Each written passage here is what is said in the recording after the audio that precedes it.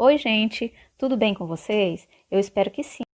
Na aula de hoje falaremos sobre o gênero textual, artigo de opinião, falaremos ainda sobre tipos de discurso e a relação entre causa e consequência. Vamos prestar bastante atenção que depois vai ter uma atividade. Vamos ao artigo de opinião.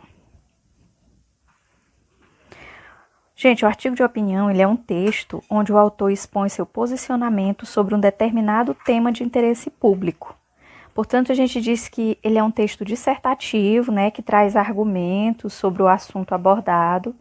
E o escritor de um artigo de opinião, além dele mostrar qual é o ponto de vista dele a respeito daquele assunto, ele deve sustentar esse ponto de vista dele por meio de argumentos coerentes. As ideias defendidas em um artigo de opinião são de responsabilidade do autor e, por isso, o mesmo deve ter cuidado com a autenticidade dos elementos apresentados, além de assinar o texto no final. Ou seja, o texto ele deve apresentar o assunto e trazer ao mesmo tempo a garantia de que os fatos que estão sendo apresentados e defendidos, eles são reais, eles são verdadeiros. E onde a gente pode encontrar um artigo de opinião? Os artigos de opinião, eles são encontrados em jornais, em revistas, em TVs, rádios. Características. Uso da argumentação e persuasão, né? Porque o autor, ele precisa usar argumentos capazes de convencer o leitor de que o posicionamento defendido é o correto. Textos escritos em primeira e terceira pessoa, porque ele tem a opção, né? Ele pode colocar a primeira pessoa, né? O eu, ou ele pode ser um pouco mais informal, utilizando a terceira pessoa. Textos normalmente assinados pelo autor, né? Linguagem simples, objetiva e subjetiva. Lembrando que essa linguagem ela é simples, mas é uma linguagem que respeita as normas da língua, né? A norma padrão. Temas da atualidade, né, porque todo e qualquer artigo de opinião, ele é sempre feito com assuntos que instigam discussão, tem que ser um assunto atual, um assunto polêmico, né, que gere divergência de opinião. Títulos polêmicos também, né, provocativos, porque como ele é um texto persuasivo que vai tentar te convencer de que aquela posição é a correta, esse texto ele já tem que atrair a atenção do leitor, trazer ele para o que está sendo falado.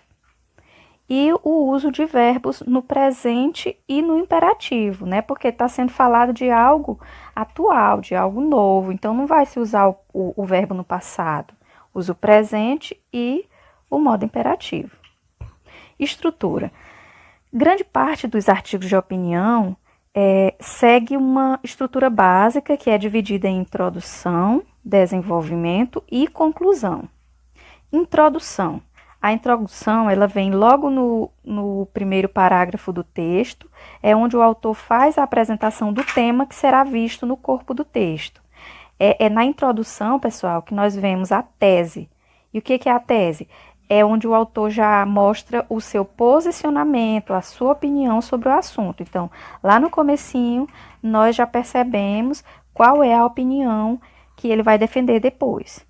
Desenvolvimento. No desenvolvimento é onde o autor expõe suas ideias para tentar convencer o leitor a concordar com os argumentos que estão sendo apresentados. No desenvolvimento, aqui, essa ideia que ele apresentou no princípio, na introdução, ela vai ser detalhada agora, né, vai ser defendida através exatamente dos argumentos. Conclusão. Na conclusão, deve ser apresentada uma ideia para solucionar o problema que foi proposto, né? Na conclusão, o autor ele vai mostrar o que a gente chama de medidas de intervenção, que são as coisas que ele vai sugerir para amenizar ou para resolver completamente o problema, né? Aqui ele atribui, por exemplo, ao governo, né, a algum representante, a um grupo da população, a responsabilidade de fazer alguma coisa. E aí ele vai dizer o que vai ser feito e por quem vai ser feito. Todo artigo de opinião, né, como já foi falado, tem o fato e tem a opinião. E aí vamos ver qual é a diferença entre fato e opinião. O fato é aquilo que aconteceu ou que está para acontecer. É algo que é do conhecimento de todos. E eles são geralmente submetidos à prova, ou seja, quando eu vou apresentar um fato, na maioria das vezes eu trago números, documentos, registros para provar, né, a legitimidade do que eu estou falando. Já a opinião não, é o oposto, é aquilo que apenas alguém está pensando que ocorreu, é uma interpretação que esse alguém faz, é uma visão pessoal sobre alguma coisa. São os achismos, né, aquilo que eu penso, aquilo que eu julgo. Tipos de discurso. Nós temos o discurso direto, discurso indireto e discurso indireto livre. Esses são os tipos de discurso utilizados no gênero narrativo para introduzir as falas e os pensamentos dos personagens. O seu uso ele vai depender da intenção do narrador. O discurso direto. A fala do personagem é reproduzida integralmente. No discurso direto, são quando os personagens eles ganham voz, possuem fala e normalmente acontecem diálogos. Nesse tipo de discurso, ele descreve justamente o que os personagens dizem. Para introduzir as falas, são usados verbos como falar, dizer, perguntar, né, que são os chamados verbos de elocução. Temos o exemplo aqui. Que horas são? Perguntou a menina. Nessa estrutura, em geral, as falas elas são acompanhadas por um verbo de elocução, né, o dizer, o falar, o responder, perguntar, etc., seguido de 2 pontos, como no exemplo. E Carlos, indignado, gritou. Onde estão todos? Nós temos aqui o gritou, que é um verbo de elocução, né, seguido dos 2 pontos que vai anunciar o discurso direto. E o discurso direto é onde estão todos?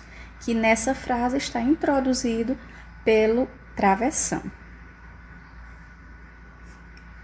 O discurso direto, o conteúdo da fala, ele sempre funciona como objeto direto do verbo de elocução.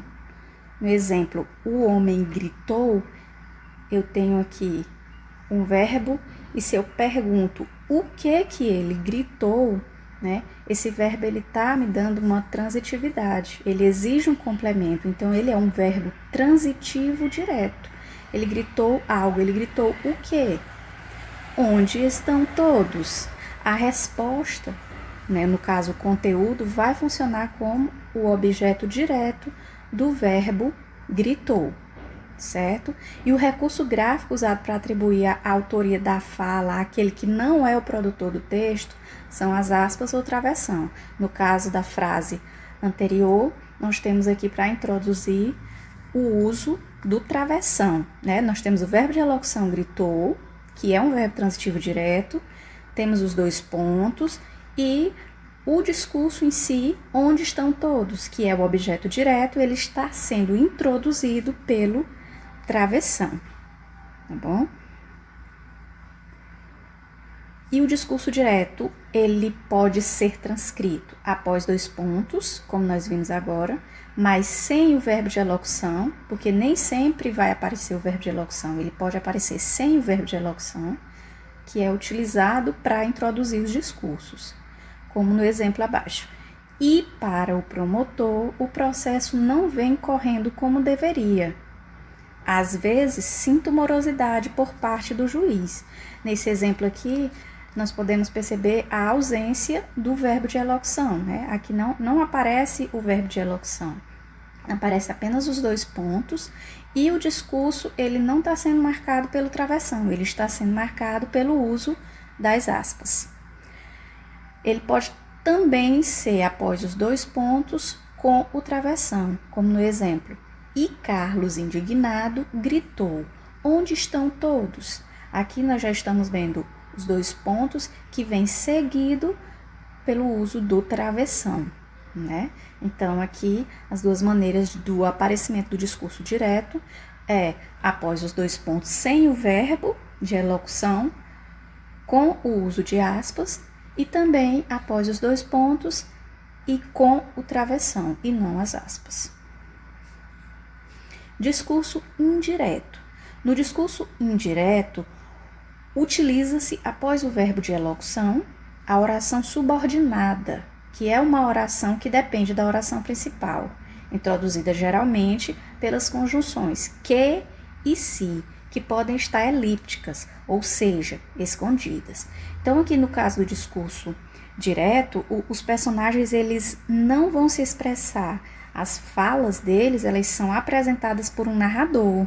E esse narrador, ele irá usar suas próprias palavras para descrever as falas do personagem, né?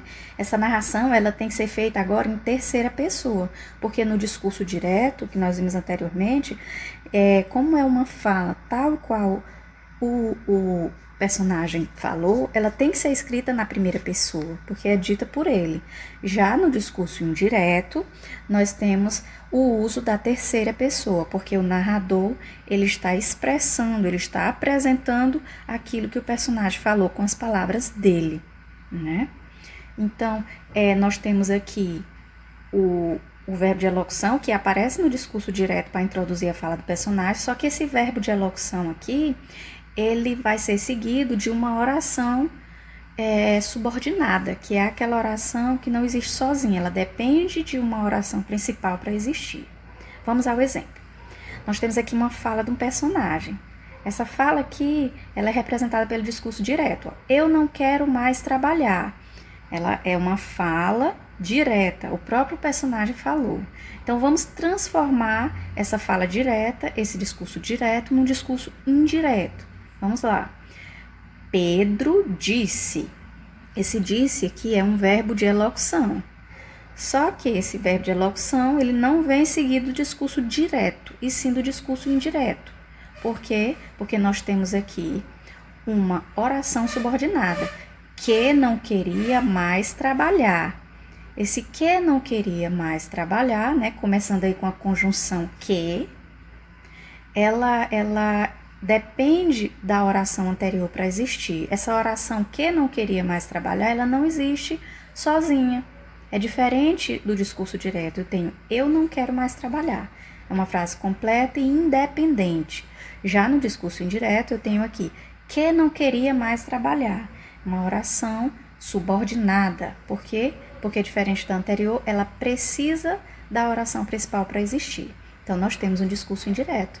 Pedro disse que não queria mais trabalhar, né? O narrador, ele está falando com suas palavras o que o personagem disse. E nós temos ainda o discurso indireto livre. No discurso indireto livre, a fala do personagem não é destacada pelas aspas, como no discurso direto, e nem tem verbo de elocução ou travessão, né? Ela surge de repente, no meio da narração, como se fossem palavras do narrador, mas na verdade são as palavras do personagem que surgem atrevidas, sem avisar a ninguém. Exemplo. Ela já não sabia o que fazer, estava desesperada, com a fome encarapitada. Que fome! Que faço? Mas parecia que uma luz existia. Né? Aqui, as formas diretas e indiretas, elas estão se unindo, né? Onde o narrador ele insere a fala do personagem discretamente na sua fala. Ele mesmo, que não participa da história, ele entra nos seus personagens, né? E vamos agora para a relação de causa e consequência que nós também podemos identificar num discurso. A causa e consequência é um relacionamento entre eventos e ou coisas, onde um é o resultado do outro. Esta é uma combinação de ação, que é a causa, e reação, consequência. Um relacionamento causa-efeito é um relacionamento no qual um evento, que é a causa, faz com que o outro aconteça, o efeito ou consequência, não é isso? Nós temos aí uma causa para resultar em uma consequência, como no exemplo, Lara tropeçou na pedra e se machucou. A causa aqui seria a pedra e a consequência o se machucou, né? Primeiramente ela tropeçou numa pedra, ela praticou a ação de tropeçar, que é a causa, e isso resultou no se machucou, que é a consequência. E por hoje nós vamos ficando por aqui. O conhecimento não está na mão dos mais inteligentes, mas sim dos mais interessados. Bons estudos e obrigada pela atenção de vocês. Até a próxima aula.